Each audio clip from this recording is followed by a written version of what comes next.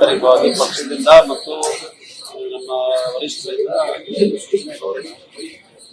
ಚರ್ಚೆ ಮಾಡಿ ಯಾವ ತರ ನಿರ್ದೇಶನ ಕೊಡ್ತಾರೆ ಅದನ್ನ ಪಾಲನೆ ಮಾಡೋದು ನಾವು ಮಾಡ್ತೀವಿ. ಬಹಳ ಮುಖ್ಯವಾಗಿ ಇವತ್ತು ಒಕ್ಕೂಟ ವ್ಯವಸ್ಥೆಗೆ ಧಕ್ಕೆ ಆಗುವಂತ ರೀತಿಯಲ್ಲಿ ಕೇಂದ್ರ ಸರ್ಕಾರ ಅದು ಆರ್ಥಿಕವಾದಂತ ಹೊರೆಯನ್ನ ಇರೋದ್ರಿಂದ ಇರ್ಬೋದು, ಇಲ್ಲ ನಮಗೆ ಬರಬೇಕಾಗಿರುವಂತ ಹಣಕಾಸಿನ ವ್ಯವಸ್ಥೆ ಇರ್ಬೋದು, ಮತ್ತು ತಾವು ಆಯ್ಕೆ ನೇಮಕ ಮಾಡಿರುವಂತ ರಾಜ್ಯಪಾಲರ ಮೂಲಕ ಸರ್ಕಾರಗಳಿಗೆ ತೊಂದರೆ ಕೊಡುವಂತದ್ದಾಗ್ಬೋದು, ಎಲ್ಲವೂ ನಮ್ಮ ಒಕ್ಕೂಟ ವ್ಯವಸ್ಥೆಯ ವಿರುದ್ಧವಾಗಿರುತ್ತದೆ, ಸಂವಿಧಾನದ ವಿರುದ್ಧವಾಗಿರುತ್ತದೆ. ನಿನ್ನೆ ಮಾನ್ಯ ರಾಜ್ಯಪಾಲರ ನಡೆ ಕೂಡ ಅಸಂವಿಧಾನಿಕವಾಗಿದೆ, ಸಂಪೂರ್ಣವಾಗಿ ಕಾನೂನು ಬಾಹಿರ.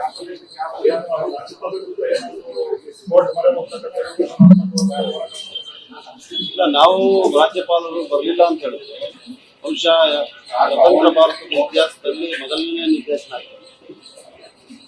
ಆದಂತ ಸಂದರ್ಭಗಳು ಕಂಡು ಬಂದಲ್ಲಿ ನಾವು ಮಾನ್ಯ ಅಡ್ವೊಕೇಟ್ ಜನರಲ್ ಅವರನ್ನ ದೆಹಲಿಗೆ ಕಳಿಸಿ ಅಲ್ಲಿ ಅವರು ಸರ್ವೋಚ್ಚ ನ್ಯಾಯಾಲಯದಲ್ಲಿ ರಾಜ್ಯವನ್ನ ಓಡೋದಕ್ಕೆ ತಯಾರಿ ಮಾಡಿದ್ದಾರೆ. ರಾಜ್ಯಪಾಲರು ಬಂದಿದ್ದಾರೆ, ಕೋರ್ಟ್ನಲ್ಲಿ ಸದನದಲ್ಲಿ ತಮ್ಮ ಭಾಷಣವನ್ನ 2 ನಿಮಿಷದಲ್ಲಿ ಮುಗಿಸುವಂತಿದ್ದಾರೆ.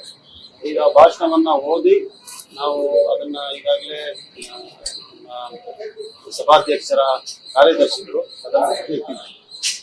ಇದು ಸದನದಲ್ಲಿ ಆಗಿರುವಂತಹ ಪ್ರಕ್ರಿಯೆ ಆಗಿರೋದ್ರಿಂದ ನ್ಯಾಯಾಲಯಕ್ಕೆ ಹೋಗುವಂತದ್ದು ಪ್ರಶ್ನೆ ಉದ್ಭವ ಆಗಲ್ಲ ಅಂತ ನನ್ನ ಅನಿಸಿಕೆ. ಆದ್ರೂ ಕೂಡ ಸರ್ಕಾರದಲ್ಲಿ ಸಂಪುಟ ಸಭೆಯಲ್ಲಿ ನಿರ್ಧಾರಗಳು ತಗೊಳ್ತಾರೆ. ಈಗ ಚರ್ಚೆ ಮಾಡ್ತೀವಿ ಅಂತ ಹೇಳಿದ್ರೆ ನ್ಯಾಯಾಲಯಕ್ಕೆ ಹೋಗಕ್ಕಾಗುತ್ತೆ. ನಾನು ವಕೀಲನಾಗಿ ನನ್ನ ಅಭಿಪ್ರಾಯವನ್ನು ವ್ಯಕ್ತಪಡಿಸ್ತೇನೆ. ಅನೇಕ ತೀರ್ಮಾನಗಳನ್ನ ಅವ್ರು ತಗೊಳ್ತಾರೆ. ಈಗ ಸದನದ ಒಂದು ಪ್ರಕ್ರಿಯೆ ಆಗಿರೋದ್ರಿಂದ ಈ ಭಾಷಣ ಕೂಡ ಸದನದ ಭಾಗ ಆಗಿರೋದ್ರಿಂದ ನ್ಯಾಯಾಲಯ ಮೊರೆ ಹೋಗುವಂತ ಸಾಧ್ಯತೆಗಳು ಕಮ್ಮಿ ಇದೆ ಅಂತ ನನ್ನ ಅನಿಸಿಕೆ.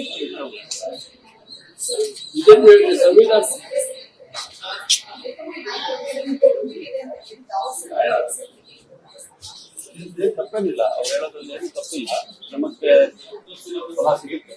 ಮತ್ತೆ ಹೈಕಮಾಂಡ್ ನಡ್ಕೊಳ್ತೀವಿ ಅಂತ ಹೇಳಿ ಎಲ್ಲರೂ ಕೂಡ ಹೇಳ್ತಾರೆ, ಉಪಮುಖ್ಯಮಂತ್ರಿಗಳು ಕೂಡ ಹೇಳ್ತಾರೆ, ನಾವೆಲ್ಲರೂ ಕೂಡ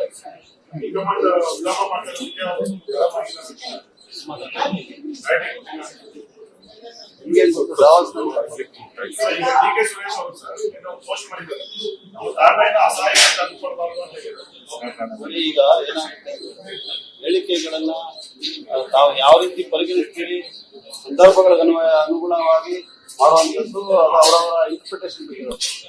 ಅಂದ್ರೆ ಪಕ್ಷದ ಒಳಗಡೆ ಯಾವುದೂ ಕೂಡ ಅಂತ ಅಸಮಾಧಾನಗಳು ಇಲ್ಲ, ಆ ಮಾತುಗಳಿಗೆ ಅರ್ಥಗಳು ಕಲ್ಪಿಸುವಂತ ಅವಶ್ಯಕತೆನೂ ಇಲ್ಲ. ನಾವು ಏನ್ ಬೇಕಾದ್ರೆ ಅದನ್ನ ವಾಸ್ತವ ಅಂತ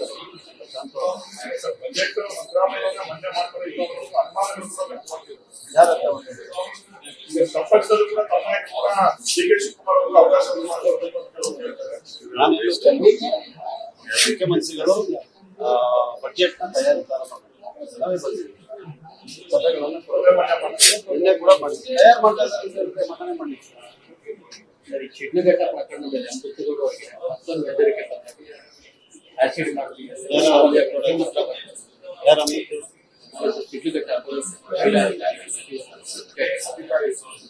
ಈಗ ಅದು ಎಫ್ಐಆರ್ ಆಗಿದೆ. ಅವರು ರಾಜೀವ್ ಗೌಡ ಅವರು ಕೋರ್ಟ್ಗೆ ಹೋಗಿದ್ದಾರೆ, ಕೋರ್ಟ್ ಅದನ್ನ ವಜಾ ಮಾಡಿದ್ದಾರೆ, ತನಿಖೆ ನಡೀತಾ ಇದೆ. ಅವ್ರನ್ನ ಬಂಧಿಸಲಿಕ್ಕೆ ಪೊಲೀಸರು ಪ್ರಯತ್ನವನ್ನು ಮಾಡ್ತಾ ಇದ್ದಾರೆ.